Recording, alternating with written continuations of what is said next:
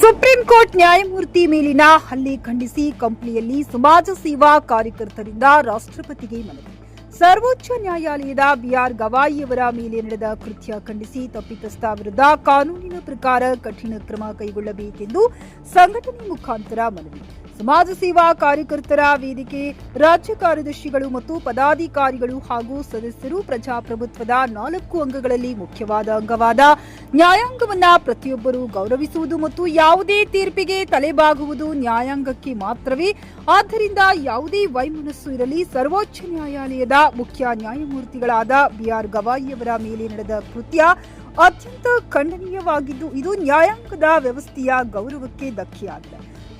ನ್ಯಾಯಾಂಗವು ಪ್ರಜಾಪ್ರಭುತ್ವದ 4 ಪ್ರಮುಖ ಸ್ತಂಭಗಳಲ್ಲಿ ಒಂದಾಗಿದ್ದು ಅದರ ಸ್ವಾತಂತ್ರ್ಯತೆ ಮತ್ತು ಗೌರವವನ್ನು ಕಾಪಾಡುವುದು ಪ್ರತಿಯೊಬ್ಬ ನಾಗರಿಕನ ಕರ್ತವ್ಯ.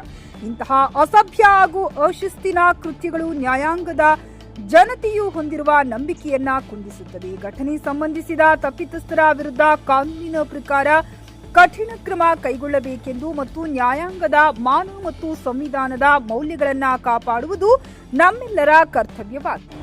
ಈಗಿನ ವೈಜ್ಞಾನಿಕ ಯುಗವೆಂದು ಕರೆಸಿಕೊಳ್ಳುತ್ತಿರುವ ಸುತ್ತಲೂ ಕ್ಯಾಮೆರಾಗಳು ಎಡಬಿಡದಿ ನಮ್ಮನ್ನ ಚಿತ್ರೀಕರಿಸಿಕೊಳ್ಳುತ್ತಿರುವ 21ನೇ ಶತಮಾನದ ಕಾಲು ಭಾಗ ಮುಗಿಸಿರುವ ಸಮಯದಲ್ಲಿ ಸರ್ವೋಚ್ಚ ನ್ಯಾಯಾಲಯದ ನ್ಯಾಯಾಧೀಶರಂತಹ ಪ್ರಭಾವಿ ವ್ಯಕ್ತಿಯ ಮೇಲೆ ಈ ಪರಿಯ ಅಸಹನೆಯನ್ನ ಸಾರ್ವಜನಿಕವಾಗಿ ತೋರಿಸಿದ್ದು ನಿಜಕ್ಕೂ ಬಹಳ ಶೋಚನೀಯ.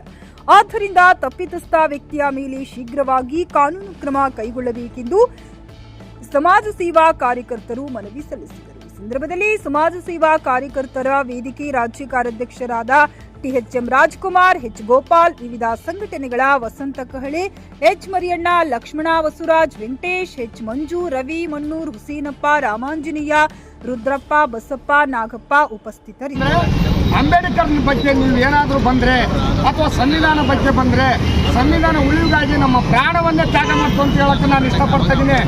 ಹಾಗಾಗಿ ಏನಿದೆಯೋ ಸಂವಿಧಾನ ಇವತ್ತು ನಮ್ಮ ದೇಶದಲ್ಲಿ ಸಾಮಾನ್ಯ ಮನುಷ್ಯನಿಂದ ಹಿಡಿದು ರಾಷ್ಟ್ರಪತಿವರೆಗೂ ಕೂಡ ಇವತ್ತು ಸಮಾನತೆಯ ಮನಸ್ಥಿತಿಯಿಂದ ಬದುಕ್ತಾ ಇದ್ದಾರೆ ಅಂತಂದರೆ ಅದಕ್ಕೆ ಸಂವಿಧಾನ ಕಾರಣ.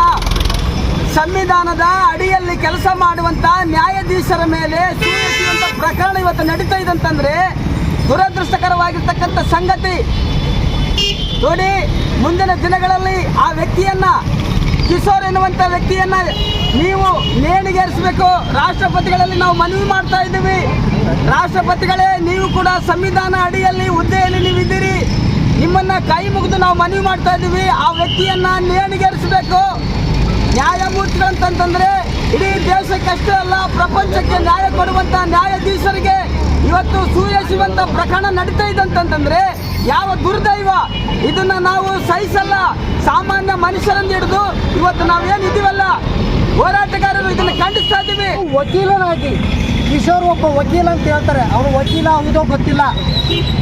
ಇವತ್ತು ಒಬ್ಬ ವಕೀಲ ನ್ಯಾಯಾಲಯದ ಒಳಗಡೆ ಮುಖ್ಯ ನ್ಯಾಯಮೂರ್ತಿಗಳಿಗೆ ಶೂ ಬಳಸ್ತಾನಂತಂದರೆ ಇವತ್ತು ಜಾತಿವಾದಿ ಮನಸ್ಥಿತಿ, ಮನೋವಾದಿ ಮನಸ್ಥಿತಿ ಇವತ್ತು ಏನು ಮಾಡ್ತಾ ಇದೆ ಅನ್ನೋಂಥದ್ದು ನಾವು ಜಾಗೃತಗೊಳ್ಳಬೇಕಾಗಿದೆ. ದೇಶದ ಸಂವಿಧಾನವನ್ನು ಒಪ್ಪಲಾರದ, ಪ್ರಜಾಪ್ರಭುತ್ವದ ಆಶಯಗಳಾದ ಸ್ವಾತಂತ್ರ್ಯ, ಸಮಾನತೆ, ಸೋದರತ್ವವನ್ನು ಒಪ್ಪದ ಮನಸ್ಥಿತಿಗಳು ಇವತ್ತು ನ್ಯಾಯಾಂಗದ ಬುಡಕ್ಕೆ ಕೈ ಹಾಕ್ತಾ ಇದೆ. ಇದನ್ನು ಈ ದೇಶದ ಪ್ರಗತಿಪರರು, ಸಂವಿಧಾನ ಪರ ಇರ್ತಕ್ಕಂಥ ಮನುಷ್ಯರು ಒಪ್ಪೋದಿಲ್ಲ. ಸಂವಿಧಾನ ಪರ ಇರ್ತಕ್ಕಂಥ ವ್ಯಕ್ತಿಗಳು ಯಾರೇ ಆಗಿರಲಿ ಅವರು ಒಪ್ಪೋದಿಲ್ಲ. ಕಿಶೋರ್ ಅವರೇ, ನೀವು ಈ ಮನಸ್ಥಿತಿಯನ್ನು ಒಳಗಿಟ್ಟುಕೊಂಡು ಇವತ್ತು ವಿಷಕ್ಕಾಕಿದ್ದೀರಾ. ಗ್ರಾಹಕರ ಸ್ಯಾಟಿಸ್ಫ್ಯಾಕ್ಷನ್ ನಲ್ಲಿ ನಂಬರ್ 1 ತೃಪ್ತಿಕರದಾಯಕವಾದ ಹುಮ್ನಾಬಾದ್ನ ಎಸ್ವಿ ಟಿವಿಎಸ್ ಶೋರೂಮ್ ನಿಮಗಾಗಿ ತರುತ್ತಿದೆ ಹೊಸ ಮಾಡೆಲ್ಗಳ ಹೊಸ ಬೈಕ್ಗಳು. ಇಲ್ಲಿ ಟಿವಿಎಸ್ ನ ಸ್ಪೇರ್ ಪಾರ್ಟ್ಸ್ ಹಾಗೂ ಸರ್ವಿಸ್ ಕೂಡ ಲಭ್ಯ. ಹಾಗಿದ್ರೆ ತಡೆಯಾಕೆ ಹಿಂದೆ ಭೇಟಿ ನೀಡಿ ನಾಗಲಕ್ಷ್ಮಿ ದಾಬಾ ಹತ್ತಿರ ಗುಲ್ಬರ್ಗಾ ರೋಡ್, ಹುಮ್ನಾಬಾದ್. ಹೆಚ್ಚಿನ ಮಾಹಿತಿಗಾಗಿ ಸಂಪರ್ಕಿಸಿ 8494951009. ಪಿಯುಸಿ ಮುಗಿಸಿ ನರ್ಸಿಂಗ್ ಮಾಡಲು ಹಾಗೂ ಫಿಸಿಯೋಥೆರಪಿ ಮಾಡಲು ಇಚ್ಛಿಸುವವರಿಗೆ ಉತ್ತಮ ಅವಕಾಶ. ಹುಮ್ನಾಬಾದ್ನ ಎಚ್ಕೆಡಿಇಟಿಯ Umadevi Patil college of nursing ನಲ್ಲಿ ಬಿಎಸ್ಸಿ ನರ್ಸಿಂಗ್ ಹಾಗೂ ಡಿಪ್ಲೊಮಾ ನರ್ಸಿಂಗ್ ಕೋರ್ಸ್ ಲಭ್ಯ ಹಾಗೂ ಭೀಮರಾವ್ ಪಾಟೀಲ್ ಕಾಲೇಜ್ ಆಫ್ ಫಿಸಿಯೋಥೆರಪಿನಲ್ಲಿ ಬಿಪಿಟಿ ಮತ್ತು ಎಂಪಿಟಿ ಸ್ನಾತಕೋತ್ತರ ಪದವಿ ಲಭ್ಯವಿದೆ. ಇಲ್ಲಿ ಪ್ರವೇಶ ಪ್ರಾರಂಭವಾಗಿದ್ದು ಉತ್ತಮವಾದ ಕ್ಲಾಸ್ ರೂಮ್, ಅನುಭವವುಳ್ಳ ಅಧ್ಯಾಪಕರಿಂದ ಬೋಧನೆ, ಪ್ರತ್ಯೇಕ ಲ್ಯಾಬ್ಗಳ ವ್ಯವಸ್ಥೆ, ಹೈಟೆಕ್ ಆಸ್ಪತ್ರೆಯೂ ಲಭ್ಯವಿದೆ ಹಾಗೂ ವಿದ್ಯಾರ್ಥಿಗಳಿಗೆ ಪ್ರತ್ಯೇಕ ಹಾಸ್ಟೆಲ್ ವ್ಯವಸ್ಥೆಯೂ ಲಭ್ಯವಿದೆ. ಹಾಗಿದ್ರೆ ತಡೆಯಾಕೆ, ಹಿಂದೆ ಭೇಟಿ ನೀಡಿ.